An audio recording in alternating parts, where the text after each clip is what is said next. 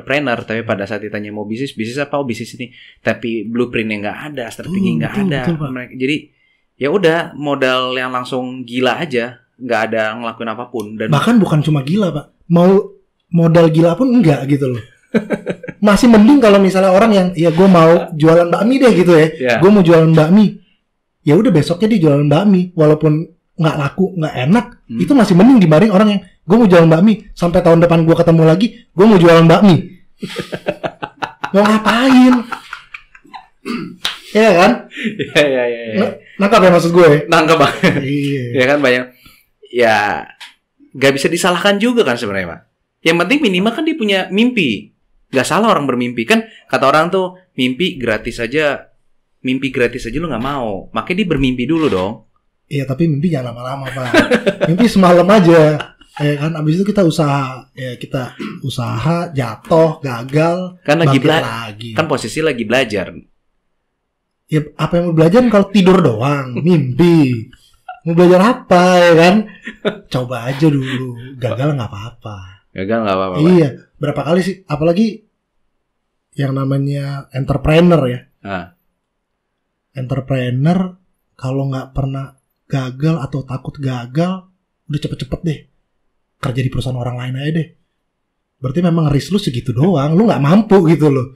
Dan lu harus sadar akan hal itu. Itu yang kadang-kadang gue ngeliat, orang-orang nggak sadar apa ya. Memang risk profile lu tuh bukan entrepreneur gitu, tapi lu keikut orang aja. Aduh, gue mau jadi ini, gue mau jadi itu karena teman gue begini, karena panutanku seperti ini. Itu lu harus berkaca juga. Nah, makanya kadang-kadang kita harus dipaksa oleh ya kadang-kadang harus ada orang tua, harus ada teman, makanya cari teman juga yang saling membangun juga. Kita dipaksa untuk ya udahlah kita berkembang lah dengan cara apa ya, kita belajar atau mencari beasiswa lagi, atau kita mau kerja atau kita mau usaha, apapun itu jalanin aja dulu. Oke. Yang menarik kan juga bahwa sekarang lo juga masih bekerja dan lo juga sempat masuk di dunia bisnis, cuman karena pandemik ini sempat dipospon sebentar ya. Betul. Oke. Bagaimana lo bisa melihat atau minimal yang tadi lo bilang ya, berkaca terhadap diri sendiri, sampai di batas mana sih sebenarnya kita punya karakter atau mental untuk berbisnis? Karena kan banyak kan yang tadi bilang, banyak yang pengen tapi nggak dijalani. Nah lo sendiri berkaca terhadap diri lo atau melihat orang lain yang oke, ini orang siap terjun di bisnis itu dari mana? Gue sih biasanya sih ya paling gampang gue tanya aja sebetulnya, sudah pernah berbisnis atau enggak? Oke. Kalau misalnya gue paling malas sih kalau ngelihat orang tuh cuma luarnya aja sih. Jadi walaupun memang kalau kita untuk berbisnis harusnya kita tahu betul ya dengan siapa kita berbisnis kan. Yeah. Tapi yang namanya bisnis juga kalau nggak dijalanin kita nggak akan tahu gitu kan. Jadi mau ada 10 teman, mau 10-10-nya kita ajak bisnis itu nggak apa-apa. Kita akan dapat pelajaran kok dari situ kok. Apapun itu ya. Apapun itu kita akan dapat pelajaran. At least kita coba dari 10 itu yang pertama kita coba dulu. Gitu loh. Jadi kalau misalnya teman kita juga memang gue ketemu ini orang bisa jadi partner bisnis gue nggak ya, daripada gue pusing mending gue coba aja. Cobanya kayak gimana, mungkin kalau buat teman-teman yang belum kerja ada yang namanya timeline sama job description kan. Walaupun kita sebagai entrepreneur di suatu perusahaan kecil jualan bakmi pun ada yang harus ke pasar beli bumbu, ada yang harus jualan, ada yang harus ngaduk gitu kan, beda-beda kan. Kita coba aja. Misal teman kita yang nomor 1, ya udah lu ke pasar deh. Bisa nggak dia ke pasar? Kalau dia nggak bisa ke pasar, udah coret, cari partner baru. Pasti Pak. Atau kalau misalnya mau lebih dalam lagi, mungkin kita identifikasi, mungkin memang dia nggak suka ke pasar. Mungkin dia memang sukanya yang bersih-bersih, atau dia sukanya yang melayani orang gitu kan. Kalau memang kita memang punya cukup waktu ya, kita coba kita pindahkan ke job desk yang lain. Oke. Jadi memang harus dicoba kalau menurut gue ya. Ya kan pada saat kita mencoba juga dari pandangan lo juga, selain orangnya itu mungkin tidak suka atau mungkin kurang sesuai dengan job desk-nya, menurut lu sendiri seberapa penting output yang harus dihasilkan dari seorang partner atau dari diri lu sendiri entrepreneur? Ya makanya kita harus ada ukuran juga, itu yang kita buat kan. Misalnya ya tadi ya dari tadi ngomong mie ayam, memang gue mikirnya mie ayam sih, cuma itu kan yang kita bisa beli mie ayam. Yang paling gampang kan, kita bisa lihat di mana di jalanan gitu ada gitu kan mie ayam kan. Misal kita ngambil mie ayam, ya udah bener bisa bikin mie ayam yang konsisten, bisa nyari barang kalau misalnya ke pasar itu bisa kita cari barang yang fresh sama setiap hari. Ya ukurannya sebatas itu aja, nggak usah sulit-sulit. Kalau menurut gue ya, memang sebatas job description lo aja seperti itu. Kalau job description lo outputnya juga ternyata hari ini gue ke pasar, besok jadinya nggak belanja, atau besok lo nggak beli barang yang fresh, nah itu udah nggak bagus buat lo. Outputnya berarti udah nggak maksimal. Dan seberapa dan sampai di batas mana kita harus mampu berkompromi terhadap hal seperti itu? Kalau menurut gue sih dari pengalaman lo dulu nih 2-3 bulan sih kalau gue sih. Gue waktu aja sih. Waktu sama kira-kira opportunity cost kita yang akan hilang dari situ berapa. Terus ya selama end user atau customernya itu nggak ada masalah, sebetulnya sih di dalam sih harusnya nggak akan menjadi duri juga buat kita. Tapi kalau misalnya nanti udah di customer ya masalah, misalnya ya udah tadi yang masak tadi nggak enak sekali, nggak enak 2 kali nggak enak, udah cari aja yang baru. Gue jujur aja semudah itu aja sih. Jadi jangan sampai, dan gue paling kesel tuh kalau misalnya orang yang banyak alasan. Nah itu jadi jangan sampai kalau misalnya gue nggak bisa melakukan pekerjaan gue, output gue nggak bisa 10 karena bla bla bla bla bla bla bla bla bla bla, itu urusan lu. Itu ya mau jujur aja, mau jelek-jeleknya atau mau kucing gue sakit, mau anjing gue kakinya patah, ya kewajiban lu di bisnis kita apa? Kalau misalnya kewajiban lu itu terpengaruh dari personal life lu, menurut gue ya sorry itu sih kita jalan sendiri-sendiri aja. Ya karena tidak bisa, karena nggak bisa digabungin antara personal life kita dengan bisnis kita yang jalanin sekarang ini. Oke. Bang, ini menarik juga adalah selain lu sebagai entrepreneur juga kan sudah cukup lama juga lu berkecimpung, yang tadi di awal sempat kita singgung adalah di dunia sales. Iya. Nah, mungkin masih banyak beberapa orang yang bingung atau bagaimana sih membedakan bahwa kan sebenarnya sekarang udah ada istilah yang kayak bisnis B2C, bisnis B2B, ada C2C sekarang juga banyak banget kan. Yang paling, karena dari gue sendiri pun sama lo kan agak berbeda. Gue emang expertise-nya untuk di bidang B2C dan lo emang expertise-nya di bidang B2B. Iya. Kalau dari pandang lo sendiri, hal mendasar apa yang paling sangat membedakan dari dunia B2B dan B2C di dunia sales? Untuk B2B sama B2C ya. Karena kalau bisnis lo B2C kan ya? B2B gue. Bisnis lu B2B. Oh, bisnis? Ya. Oh, bisnis gue B2C. B2C kan? Tapi lu sebagai sales untuk di B2B bener ya? Ya, untuk pekerjaan gue sekarang masih B2B sih sekarang. Nah, yang paling membedakan berarti kan antara bisnis dengan pekerjaan berbeda. Yang paling dasar banget yang amat sangat lu rasain kayak ini gila beda banget. Jadi konsep awalnya aja ya. Kalau gue jelasin mungkin B2B itu lebih mudahnya itu kalau di bahasa Inggris itu industrial sales. Jadi memang kita jualan ke industri, bukan ke end user. Oke, berarti simpelnya adalah bukan ke konsumen lah ya? Bukan ke consumer, tapi ke customers. Oke. Jadi dia tidak langsung menggunakan produk kita. Jadi kalau misalnya teman-teman beli odol, itu kan langsung teman-teman pakai kan odolnya untuk sikat gigi kan? Iya. Nah, untuk jadi suatu odol itu kan banyak material-material yang harus digunakan untuk supaya jadi odol. Oke. Nah, yang perusahaan industrial itu ya perusahaan yang ditarik ke belakang yang menyuplai perusahaan odol ini supaya jadi odol. Oke, jadi mulai dari packagingnya, mulai dari kandungan odolnya, itu semuanya itu bisa dibilang B2B. Jadi volumenya cukup besar. jumlah customer-nya jauh lebih kecil dibandingkan B2C. Oh. Kalau misalnya Unilever kan customer-nya ya, kayaknya salah ya, tapi itu lagi hangat sih. Cuma sorry banget ya gue nyebut merek tadi. Lagi seru banget tuh LGBT tuh. Tapi nggak usah kita bahas di sini. Jadi misalnya satu perusahaan odol, dia punya consumers itu berapa juta di seluruh dunia lah, 500 juta lah kita, let's say 500 juta gitu kan. Iya. Kalau B2B untuk penyedia misalnya packagingnya aja, kan perusahaan odol hanya paling cuma kita di Indonesia paling cuma 5 lah. Jadi sales B2B hanya untuk 5 aja untuk perusahaan odol. Sales sesi perusahaan odol itu untuk seluruh 500 juta customer. Nah, berarti kalau kayak gitu, saingannya berarti kan mengerikan banget dong. Kesempatan orang menjadi sales B2B kan berarti kesempatan mungkin bekerjanya ada, tapi pada saat bersaing di lapangannya kan berarti tight banget dong. Jadi gini, kalau misalnya ke B2B itu lebih ke kualitas sih. Jadi kalau misalnya B2C yang kita lihat adalah behavior pengguna, behaviornya, dan di sana bisa dibilang kita mempermainkan emosi pengguna. Jadi dengan cara promosi aja tuh sebenarnya kita bisa jual barang.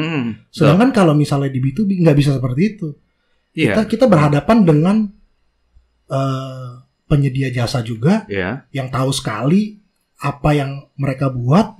Ya kalau misalnya kita ambil odol, ya mereka tahu sekali kalau misalnya material packagingnya itu mudah bengkok, gampang sekali mereka tahunya tuh si pembuat odol itu, karena memang pemainnya nggak banyak. Jauh lebih sedikit, vendor juga sedikit banget sih kalau misalnya untuk si B2B. Jadi kalau misalnya mau coba masuk ke dalam sales B2B,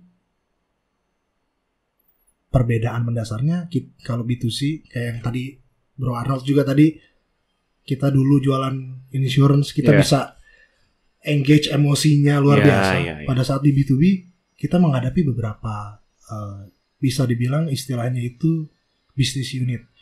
Mulai dari kita pertama masuk itu ketemu misalnya purchasing-nya lah, bagian pengadaan.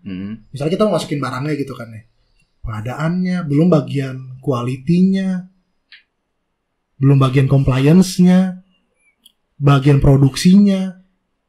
Jadi chain-nya lebih banyak jadinya. Chain-nya lebih banyak, dan jadi untuk memainkan emosi agak sulit ya. Agak sulit. Gue kemarin baru ke perusahaan pembuat motor. Gue kalau B2B lebih banyak kita presentasi sih. Lebih banyak ke presentasi. Kalau misalnya B2C kan kita medianya mungkin lebih ke banyak macam above the line ya. Kalau misalnya untuk promosi kan ke above the line. Kalau misalnya B2B kita ke below the line. Jadi ya udah, kita trade show segala macam, kita pameran. Tapi kalaupun kita jual kan kita nggak jual caranya misalnya, odol ini bisa memutihkan gigi.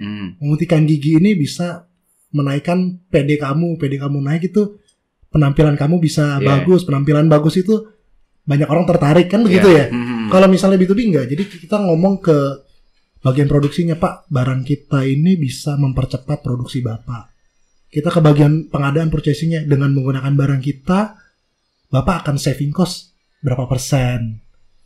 Dengan menggunakan barang kita, kualitas Bapak untuk reject-nya itu lebih kecil gitu. Jadi bisa dibilang adalah pada saat kita masuk di dunia B2B sebagai seorang sales atau marketing, tuntutan untuk mengenai product knowledge itu udah pertama dong. Nomor 1, Pak Arnold.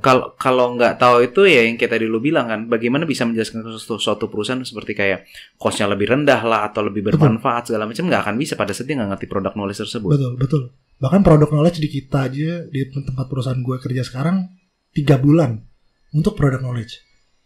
Karena memang ya faktornya banyak banget gitu yang harus dipelajari. Karena kita berhadapan dengan orang-orang yang sama-sama expert juga di situ. Dan emang yang kayak tadi lu bilang bahwa saingannya juga nggak terlalu banyak juga ternyata. Pemainnya dikit, jadi kita harus barangnya juga mendekati hampir sama.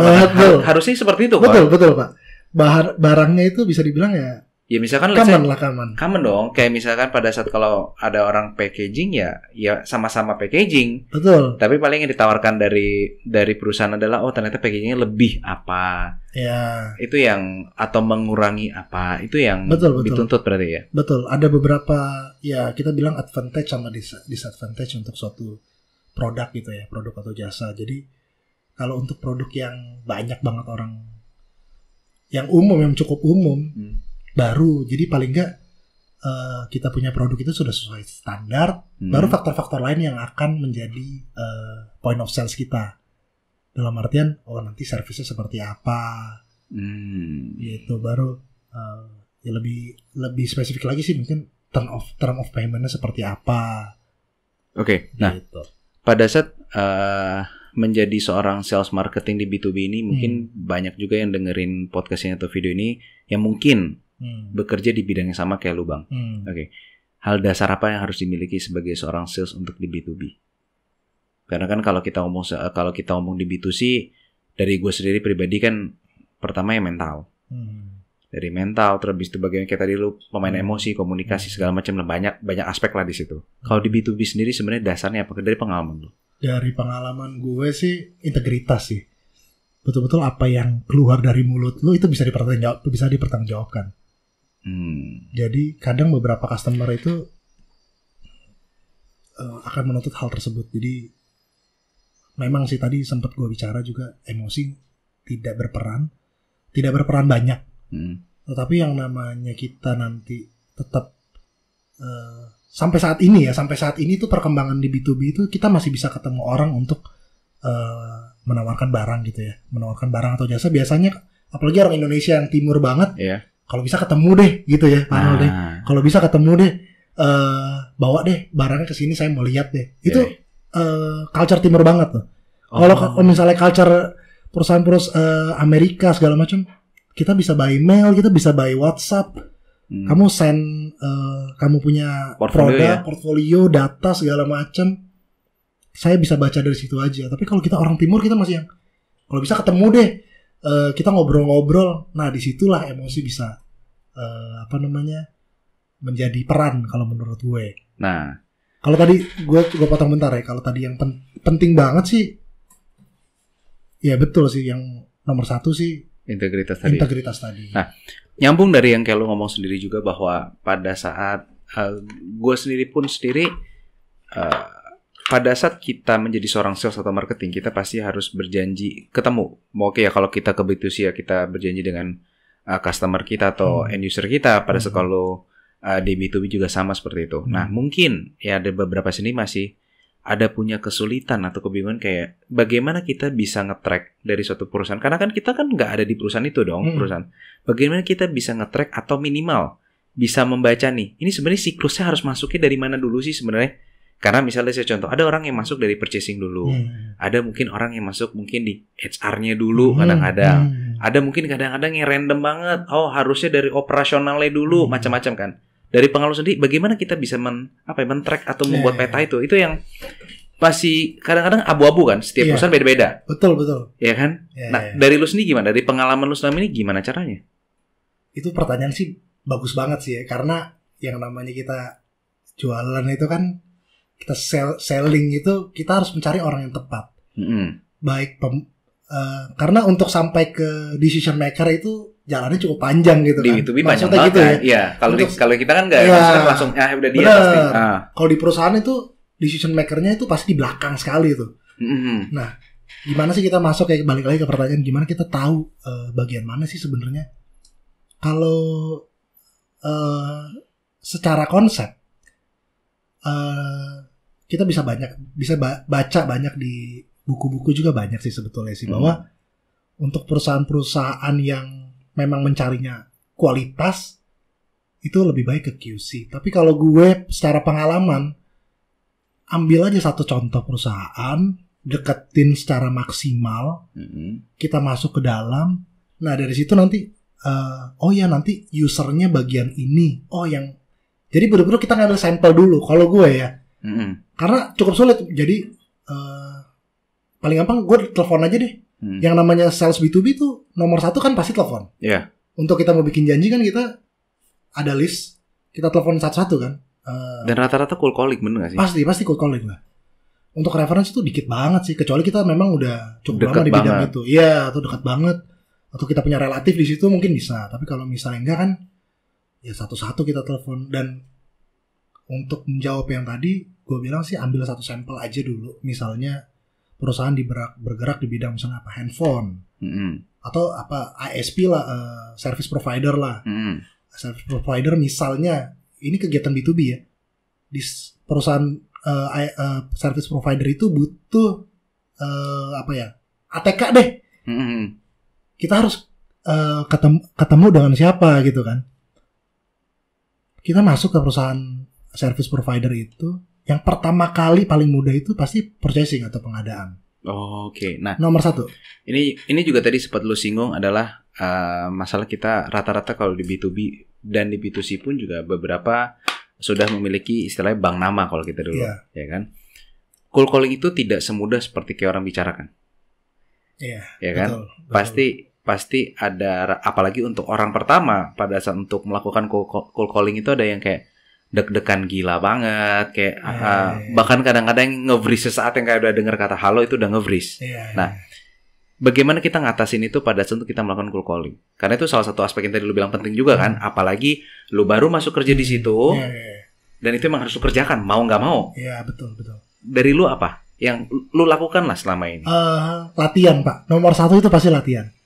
Sebelum ketemu orang, sebelum presentasi, lu harus latihan banget. Kenapa ada kaca? Kenapa dibuat kaca? Itu untuk latihan. Kaca tuh media yang untuk sales tuh menurut gue penting banget. Oke. Penting banget. Lu harus punya kaca di mana-mana. Kalau misalnya gue mau ketemu orang, ataupun gue mau telepon orang aja, dulu tuh gue di depan meja gue tuh selalu ada kaca. Untuk apa biasanya? Gue latihan dulu. Yang pertama gue latihan. Gue ngeliat kaca sambil gue ngomong. Enak gak? Walaupun gue gak ketemu muka ya. Enak gak nih? Gue duduk tegap. Dan gue tahu beberapa temen juga di bidang telemarketing di bank, di insurance. Di depannya biasanya ada kaca. Untuk ngeliat postur dia. Karena postur itu menentukan suara yang keluar. Dan menentukan emosi juga. Kalau misalnya jelek banget gitu postur gini kan, nanti suara yang keluar agak males-malesan, orang yang denger di situ nggak enak. Iya, karena juga ada beberapa seperti kayak orang bekerja di telemarketing, itu bahkan mereka bisa membedakan orang yang sore lagi tidur kah, atau yang lagi duduk, lagi berdiri, bahkan sampai sedetail juga ada kan. Kalau yang jago sih, ini orang bener-bener bohong juga kita udah tahu gitu. Misalnya, Bapak, misalnya kita, Pak tolong dihubungin, atau kalau yang B2C, betul dengan Bapak ini boleh minta waktunya segini. Oh maaf saya lagi di ini. Itu dari nadanya udah ketahuan kalau misalnya kita udah pengalaman ya. Bahwa ini orang memang mau nolak gitu loh. Tapi kan dia mau nolak itu kan belum tentu nggak ada kesempatan. Penolakan itu kan memang hanya kesempatan yang tertunda menurut gue gitu. Karena kita terus dobrak terus kan gimana cara dia beli. Kalau nggak usah jadi sales ya. Oke, berarti salah satu latihan yang di depan kaca itu paling itu ternyata simpel banget ya. Simpel, Pak. Gue mau presentasi, gue latihan dan gue nenangin diri. Terserah teman-teman yang beragama bisa doa, yang nggak beragama bisa meditasi, atau itu bisa meditasi juga nggak masalah. Tarik napas, tahan, buang napas. Yang penting kita kalem, tenang. Apa yang keluar dari mulut kita itu jelas. Karena kan kalau misalnya nggak jelas, sana juga nangkapnya sulit. Nah kalau kita nggak ada latihan itu nggak bisa, Pak. Yang namanya seorang Valentino Rossi, Marc Marquez nggak bisa jadi nomor 1 kalau nggak ada latihan, Pak. Latihannya mereka di jalanan. Latihan sales itu di mana? Selain di jalanan, sama diri sendiri. Dengan kaca aja. Dan itu harus dilakukan tiap hari lah, Pak. Harus, Pak. Yang paling gampang itu bangun pagi, ya udah. Atau sebelum kantor dandan sebaik mungkin, selain untuk latihan gimana ngomong, sama untuk self motivation. Karena yang di bidang sales kan banyak, memang kita beberapa kali kan pasti ada down juga, yang namanya orang walaupun kita sales, walaupun dibilang udah kebal dengan penolakan, tapi kadang-kadang ada aja 1-2 penolakan pada saat memang kita yang nggak nggak lagi fit, memang di rumah lagi ada masalah juga, tiba-tiba penolakannya luar biasa kan, ada daunnya juga. Nah itulah fungsinya kaca. Oke. Jadi kita ngomongin kaca aja nih. Jadi buat teman-teman yang pada saat masuk di dunia sales, sebenarnya itu nggak cuma di B2B doang kali, di B2C pun juga sama seperti itu, untuk minimal untuk mengurangi rasa takut. Betul, untuk karena kan banyak orang yang takut atau panik karena dia sendiri tidak terbiasa melihat dirinya sendiri, atau mendengar suaranya sendiri pada saat menelepon atau berbicara kepada seseorang. Oke. Yang menarik juga adalah kesulitan di beberapa orang adalah dia sudah lancar, dia sudah bisa calling, tapi untuk membuat janji tidak semudah juga yang kayak kita pikirkan juga kan ya. Untuk buat janji nih ya. Untuk buat janji kalau untuk B2B ya. Banyak sih konsepnya sih. Yang paling gampang sih kita janganlah menggunakan kata-kata yang tertutup. Kita udah pasti tahu lah. Nah mungkin bisa jelasin sedikit sih kata-kata tertutup seperti apa sih kayak Bang? Yang kita harus hindari sebenarnya. Misalnya pada sebelum karena kan banyak orang kayak Mas, kita nih udah nelfon udah banyak banget. Kita nelfon udah 10 kali, kita nelfon udah mungkin sampai 20 customer, nggak ada nih dapat janji, susah banget sih gitu kan. Nah sebenarnya kan kalau dari gue pribadi sendiri yang selalu gue katakan adalah mungkin harus ada yang dikoreksi dari pribadi kita sendiri, cara bertelepon kita lah atau apa. Nah hal pertama seperti yang kita dulu singgung adalah ada kata-kata yang sebenarnya jangan dilakukan atau jangan disebutkan. Kata-kata apa sih sebenarnya diusahakan dikurangi atau tidak ada bahkan? Kalau menurut gue sih kata-kata yang kalau bisa nggak ada itu betul-betul tadi kata-kata tertutup. Misalnya mau buat janji, Pak besok ada di kantor kan, titik. Itu tertutup menurut gue. Kalau misalnya yang lebih bagusnya adalah Pak, besok jam 2 siang saya mampir ke sana ya. Tanda tanya. Jadi kita bertanya tapi sudah memberikan time frame yang jelas. Time frame ya. Betul. Kita harus ada time frame. Sudah memframingkan orang terlebih dahulu ya. Betul. Jadi gimana caranya, atau paling kalau gue Pak lebih enak kalau misalnya ketemu Bapak itu sebelum makan siang atau setelah makan siang ya Pak ya. Pada saat orang itu kan emang banyak banget yang orang sering ditolak dan akhirnya bingung kayak ya udah deh karena kan sering banget ya nggak bisa di jam 2. Ya udah Pak terima kasih. Rata-rata kan kalau yang masih belum terbiasa atau masih pemula di situ akan mulai ngerasa down kayak wah nggak dapet janji gue, dia udah bilang nggak bisa nih. Sebenarnya masih bisa lagi ditekan lagi. Iya jadi kalaupun ada penolakan itu kan baru pertama kali ya. Jadi misalnya satu orang aja kita telepon terus menerus ya. Lama kelamaan pengalaman gue ya. Entah dia nyerah atau benar-benar dia nge-reject. Dua ya.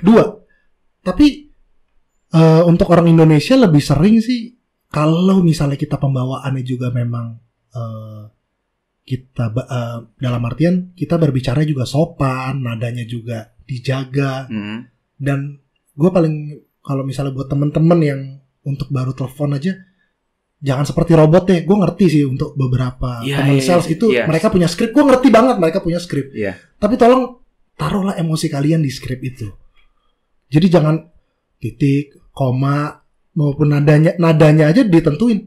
Ya boleh sih, tapi makanya gue sendiri juga sering kayak ditelepon sama telemarketing atau apapun juga nggak ada soulnya, bener nggak ada soulnya, nggak ada terlihat kayak AI jadinya, tau nggak? Benar jadinya kita juga ya udah gue tolaknya juga ya lu juga memperlakukan gue hanya sebagai customer biasa bukan sebagai manusia. Itu berarti gue sebagai objek doang. Ngefek dong berarti ya, sama sangat efek ya. Padahal mungkin kan orang menganggap kayak hal kecil banget, kayak gue sudah melakukan SOP gue sudah melakukan skrip yang sudah ada, gue udah latih, gue ngomong sama persis, bahkan sampai ada orang yang sampai hafal titik koma di mana.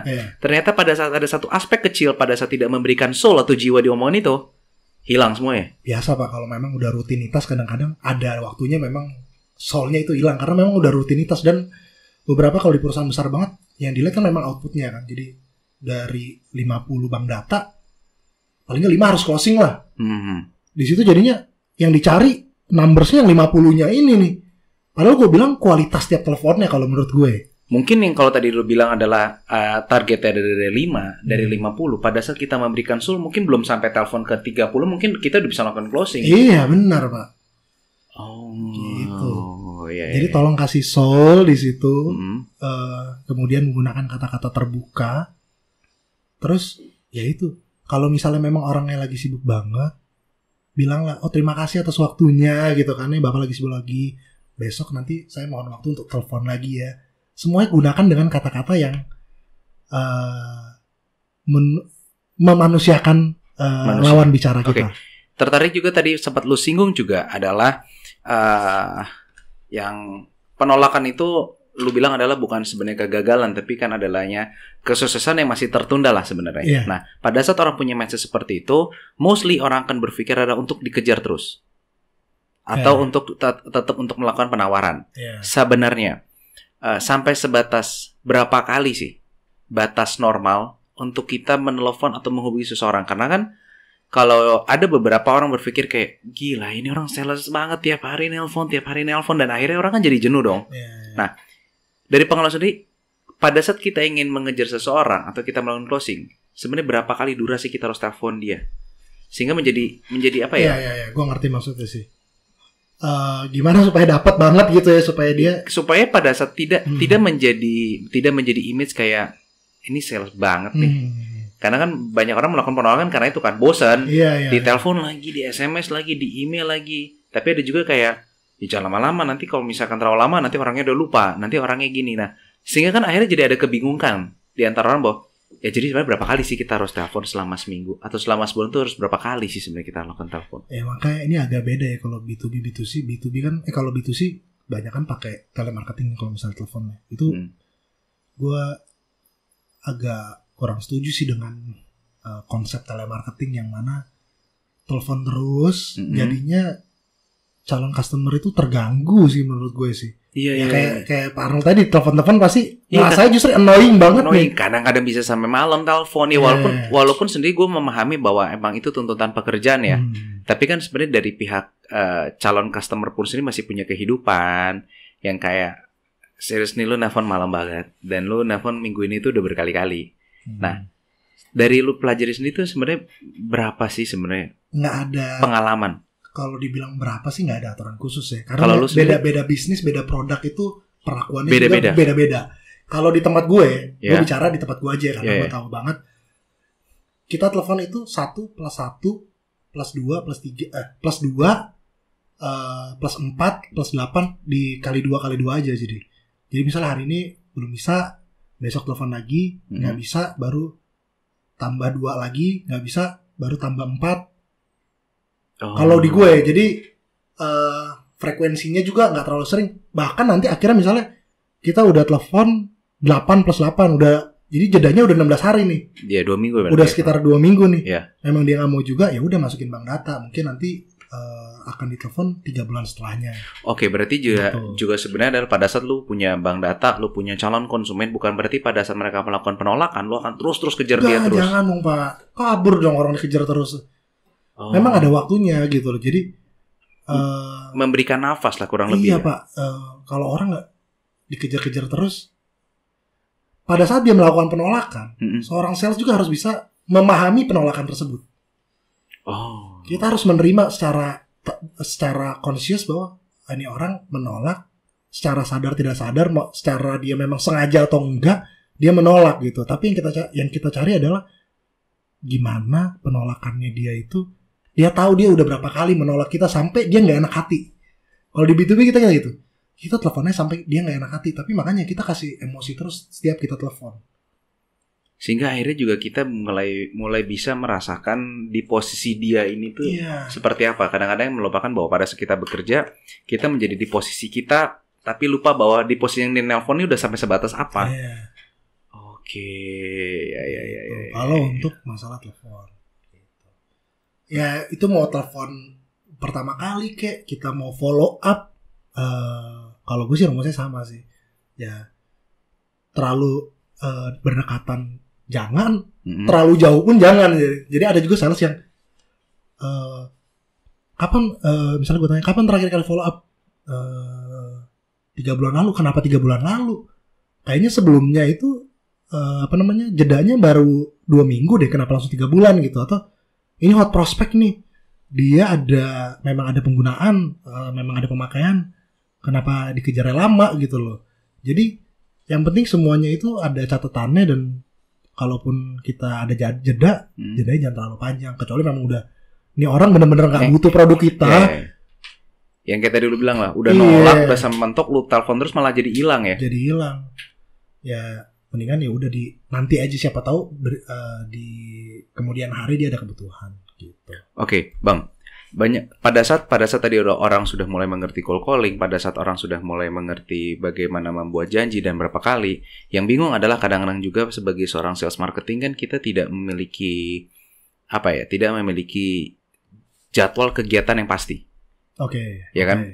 Berbeda dengan orang yang sudah kerja di kantor, dia sudah ada pekerjaan yang dia harus selesaikan. Kalau seorang sales adalah kita mencari sesuatu. Betul. Nah, mungkin ada beberapa tips atau mungkin ada beberapa teknik yang bisa dilakukan oleh para sales bagaimana sih sebenarnya mengatur kegiatan atau membuat rutinitas. Karena kan ada yang masih bingung untuk pertama kali masuk ya. Karena gue sendiri juga pada saat pertama kali jadi sales, ini ngaturnya gimana ya? Kadang-kadang kalau kosong banget, kadang-kadang kalau full kok jadi nggak benar juga, ya kan? Nah, sebenarnya mungkin ada beberapa teknik atau tips yang bisa lu kasih ke orang untuk, ini sebenarnya lu bikin rutinitas kayak gini nih. Jadi selain yang proper kan? Iya, tadi selain mencari, itu juga jangan lupa kita memaintain juga, jangan lupa ya. Yeah. Jadi selain mencari juga ya kita maintain juga existing customer kita. Jadi kalau misalnya bagaimana sih, nomor satu yang selalu gue wajibkan untuk staff gue, lu harus punya kalender. Kalender itu nomor satu. Udah jelas lah kalau misalnya mungkin buat teman-teman yang baru lulus kuliah, ngerasa kalender itu nggak penting. Ini gue kasih tau di sini, penting banget. Penting banget yang namanya punya kalender tuh. Dan apalagi sekarang di handphone, itu kan gampang banget kan. Lo punya kalender, dan kalender itu nggak harus yang sesuatu yang besar gitu loh. Yang kecil-kecil juga lo masukin. Misalnya, gue mau nelfon bapak ini jam segini, dari jam 8.05 sampai 8.15 gue mau nelfon bapak ini. Gue mau nelfon perusahaan ini di 8.15 sampai 8.30 gue mau nelfon si ini. Atau misalnya gue mau bikin presentasi itu di jam besok di jam 1 siang sampai jam 2 siang gue bikin presentasi. Semua itu lo catat, lo bikin di kalender. Nomor satu itu untuk sales, untuk jaga kita punya schedule ya, kalender nomor satu. Kalender dan agenda. Oke. Pasti. Karena emang waktu kita mungkin gue nggak tahu loh. Kalau dari gue sendiri jujur, pada saat dulu gue kuliah pun ngeliat kalender nggak sampai semanfaat seperti sekarang kan. Iya. Kalau sekarang pada saat kita udah mulai kerja gini, amat sangat membantu di handphone. Karena zaman sekarang handphone kalender sudah ada remindernya, dia udah bisa bunyi. Jadi kadang-kadang kita pun lupa ada yang ngingetin lah. Minimal ada personal assistant yang ada di handphone kita sendiri lah. Berapa waktu sih cuma buat kayak gitu? Semenit juga gak nyampe kan? Iya. Mau bikin janji dengan Bapak A. Hal sepele sih ya. Sepele banget. Karena banyak orang yang mungkin udah bikin janji, udah bikin ini, tapi lupa untuk mencatat di situ. Betul. Yang semua ada cuma di kepala. Ya udahlah Pak, kan saya udah bawa janji, saya ingat-ingat juga. Tapi hal sepele kayak gitu yang sebenarnya bisa membantu lu untuk mengorganisir apa yang bakal lu lakukan ke depannya ya. Iya, jadi kalau misalnya gue ceritanya, misalnya gue ini udah agak maju ke depan nih. Gue ketemu calon customer gue nih ya. Bapak A. Ya di situ gue butuh banget yang namanya agenda. Semua yang dia bicarakan. Yang pertama sih gue pasti akan minta izin dulu, Pak. Saya minta izin untuk mencatat ya, Pak ya. Gue akan catat semua yang dia bicarakan. Karena di situ kan ada yang namanya proses untuk penggalian informasi, ya kan di situ kan ada proses penawaran. Nah, tapi semuanya kita catat di situ, dan kita akan berikan follow up berikutnya di saat itu juga. Jadi misalnya, Pak, gimana nih Pak, penawaran saya nanti saya bisa follow up di minggu depan ya Pak ya. Di hari Senin ini saya follow up ya. Setelah gue selesai meeting itu langsung gue bikin kalender. Hari Senin follow up Bapak yang tadi ini. Segampang itu. Tapi malah sangat bermanfaat banget untuk pekerjaan kita ke Iya. depannya. Kadang orang yang ada di otak gue tuh bisa lah ntar di kantor aja lah, ntar lupa lah, apalah, aduh.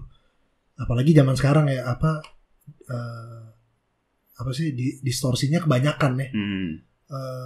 Pengalihan itu banyak banget. Kita nonton YouTube kayak kita ngobrol sama teman. Iya, sehingga akhirnya mungkin yang tadi janjinya udah hot prospect malah jadi lupa dan hilang malah.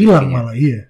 Oke, terakhir Bang, mungkin bisa kasih tips atau saran buat anak-anak milenial yang lagi mau masuk di dunia pekerjaan atau yang sudah nyemplung di dunia pekerjaan di dunia sales marketing untuk B2B, untuk mereka yang masih bingung atau bagaimana mulai startnya, tips-tips kecil lah buat mereka terakhir. Tips-tips kecil sih, yang pertama terus belajar sih. Dalam artian gue belajar tuh ya entah lu dari buku, sekarang itu udah banyak audiobook juga banyak. Jadi memang untuk kita ketemu customer ada dua cara sih sebetulnya. Gue bisa untuk dekat dengan customer, untuk tahu, untuk dapat emosinya itu dua cara. Yang pertama kita sebagai expert, kita sebagai konsultan. Jadi waktu kita first impression kita sudah tahu apa yang lawan bicara kita maksud gitu kan. Betul.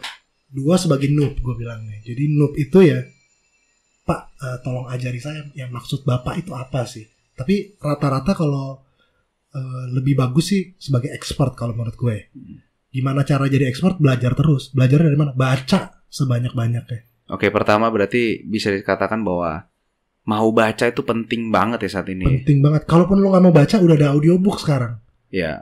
Walaupun audiobook banyak kan sih bahasa Inggris ya. Ya. Tapi itu kan enak banget kan. Lo bisa dengerin di mana aja. Di kereta bisa, di mobil bisa, di motor bisa. Itu ilmu banget. Oke, berarti terus menggali ilmu, jangan malas. Betul. Baca, sekarang juga ada audiobook gitu ya. Betul. Oke. Siap, terima kasih Bang. Mungkin bermanfaat buat anak-anak sekarang. Mungkin karena kan banyak banget anak muda sekarang yang sudah minat bacanya sudah mulai turun. Keinginan tahunya mungkin besar. Kalaupun nggak baca sekarang udah ada YouTube kan. Mudah banget kan sebenarnya. Jadi ilmu-ilmu yang beberapa ada di buku pun sudah ada di YouTube tuh sebenarnya udah ada. Cuman mungkin mereka nggak mau search atau mereka nggak mau cari sehingga malas belajar lagi. Iya, jadi kalau misalnya bisa teman-teman ngomong B2B nih ya, itu dari uploadan gua tuh belajar kalau nggak salah tuh uploadan 2011 pun udah ada yang upload mengenai B2B itu apa, tips-tipsnya seperti apa, itu udah ada. Jadi sebenarnya udah amat sangat mudah lah untuk era sekarang ini. Tinggal niatnya aja kan. Oke, siap. Terima kasih Bang Chris sudah berbagi sama kita. Semoga apa yang hari ini kita bicarakan bisa bermanfaat buat anak-anak di luar sana, milenial yang ingin bekerja, dan yang sudah bekerja bisa menambah ilmu lagi dari podcast atau video kita. Siap. Terima kasih Bang Chris.